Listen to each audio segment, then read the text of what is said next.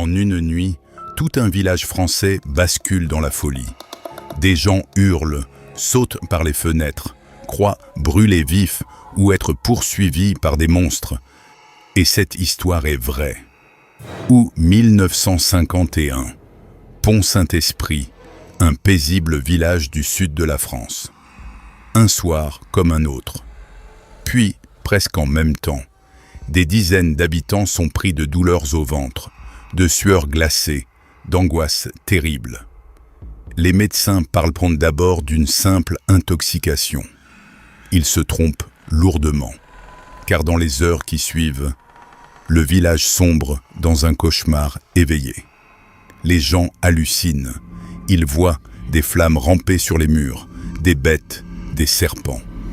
Un homme est persuadé que son cœur a cessé de battre et supplie qu'on l'enterre.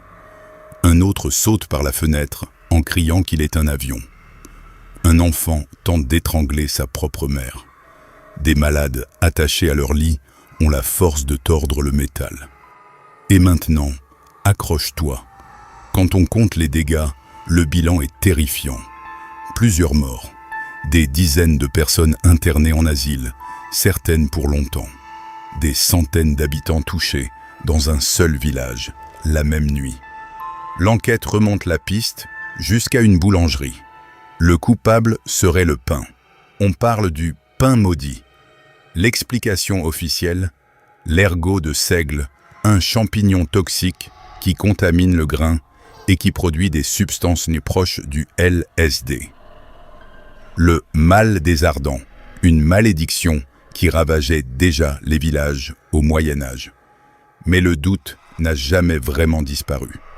Certains trouvent l'épisode trop violent, trop soudain pour un simple pain moisi. Des théories plus sombres ont circulé pendant des décennies, sans jamais être prouvées. Officiellement, c'était le seigle. Officieusement, on n'a jamais cessé de se demander ce qui a vraiment empoisonné Pont-Saint-Esprit. Un village entier devenu fou en une nuit. Et la vérité, peut-être, enterrée avec ceux qui n'en sont jamais revenus. L'histoire complète est sur la chaîne YouTube.